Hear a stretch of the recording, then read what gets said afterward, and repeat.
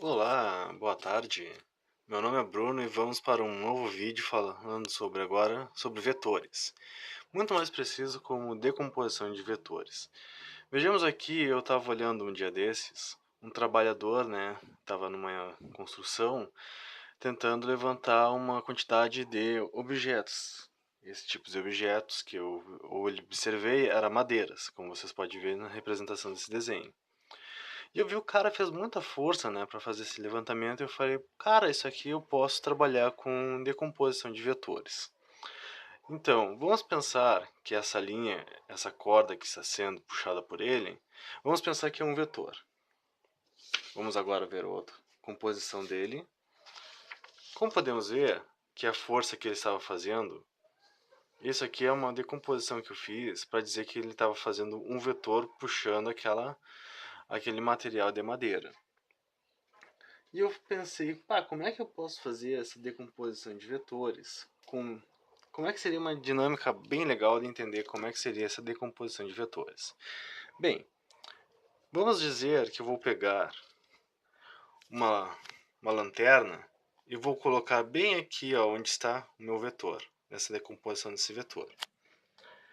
Vendo que ao colocar essa lanterna, ele vai fazer uma sombra. Como você pode ver, ó, a sombra está saindo do vetor, está fazendo essa imagem. Vou colocar de vermelho um vetor que está sendo a imagem desse meu grande vetor, que é a força que ele está exercendo.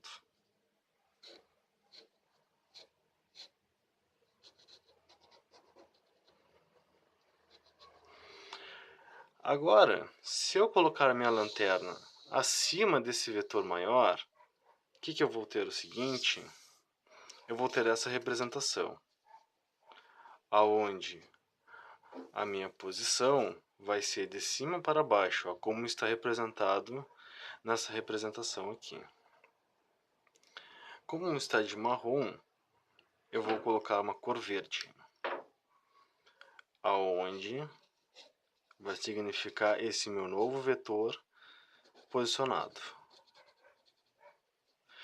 Viu que a cada posição que obtive foi uma decomposição de cada vetor que eu tive que utilizar fazendo a sombra da lanterna em posição acima do vetor e depois a lateral do vetor, para que eu pudesse ter essa decomposição dele no plano cartesiano. Vamos ver agora como seria a decomposição dele no eixo cartesiano. Vamos agora observar como é que ele seria no plano cartesiano. Verificando no plano cartesiano, nós temos a reta em função de y, desculpa que está em x, e agora em função de x, a reta horizontal e a reta vertical. Verificando que, quando fazemos na lanterna essa decomposição, ele ficou nesse eixo, como colocando a lanterna na lateral dele. Verificamos que houve um segmento da sua projeção do seu vetor aqui. E agora, fazendo na lateral dele, vimos que ele fez uma projeção ao longo do seu vetor, em cima desse vetor. Ó, a lanterna está aqui e está marcando para baixo. Então, meu vetor vai estar marcado aqui, ó.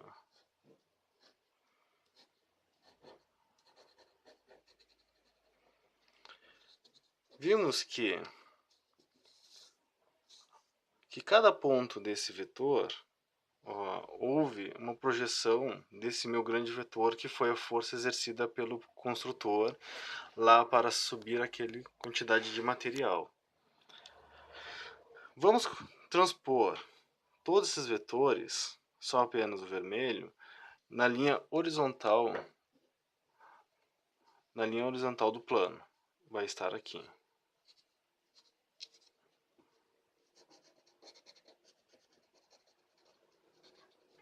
Verificamos que, vamos dizer que o construtor, no ponto onde ele estava pegando na mão até aonde estava aquela roldana, vai ter um ângulo θ. Como a gente aprendeu recentemente em vetores, você sabe que o ângulo transposto entre seus vetores e um ângulo forma uma função. Então, vamos ver. Vamos dizer que esse maior, que é da força que ele está exercendo, é a hipotenusa. A sombra de cima, que estava aqui a lanterna lateralmente, que fez essa projeção desse vetor, é o meu cateto. A outra projeção que fez a lanterna acima dele é meu outro cateto. Ou seja, esse cateto que está aqui em cima nós conhecemos como cateto oposto. E abaixo dele é o cateto adjacente. Vamos lembrar das fórmulas. Quando eu quero descobrir o cateto oposto, ou seja, oposto ao meu ângulo, ou seja, quando a minha lanterna estava aqui lateralmente no vetor que a gente classificou como hipotenusa, vamos verificar que esse ângulo vai pertencer ao cateto ao seno. Então, vamos transpor ele para o seno. Seno de θ é igual ao meu cateto oposto sobre a hipotenusa. E aqui do cateto adjacente, teremos que o cosseno do ângulo será igual ao cateto adjacente sobre a hipotenusa. Como a gente usa muito para encontrar esses vetores, essas decomposições ainda são muito utilizadas em qualquer situação que você verá no seu livro de estudos. Então, é muito comum a gente se perder muito nessas decomposições. Então, vamos lembrar o seguinte: quando queremos que a lanterna observe a lateral desse meu grande vetor, eu vou ter meu cateto oposto. Quando eu quero minha lanterna, fazendo isso aí visualmente, pensando se tivesse uma lanterna. Se a minha lanterna estiver acima desse meu cateto, que dizemos que é cateto ou a hipotenusa, vamos dizer que está abaixo, então vai ser o cateto adjacente. Então, se queremos encontrar o cateto adjacente, é o cosseno do cateto adjacente pela hipotenusa. E se nós queremos encontrar o cateto oposto, então vai ser o seno do ângulo sobre o cateto oposto divididos pela hipotenusa. Fazer a outra verificação, que é como encontrar a hipotenusa, né? Que às vezes é meio difícil de encontrar a hipotenusa. Então vamos fazer o seguinte. Vamos lá naquela relação que a gente conhece, lá de Pitágoras, que eu vou escrever em vermelho, que é o quê? A hipotenusa ao quadrado é igual à soma dos catetos.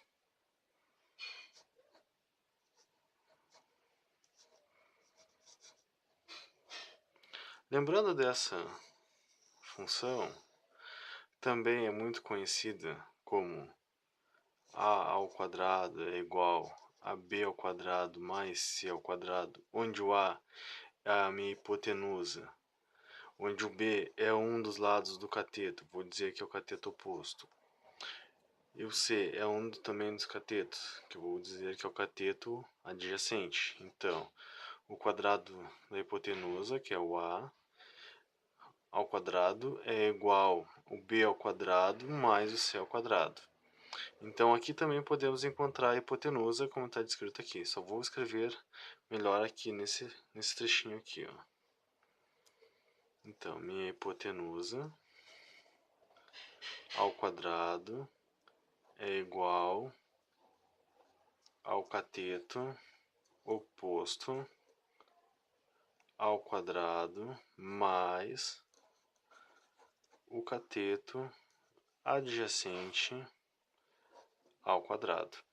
Então aqui você vai encontrar qual o valor da hipotenusa, ou seja, a força que foi aplicada lá no, lá no construtor, lá querendo elevar aquele material de madeira, da construção de madeira.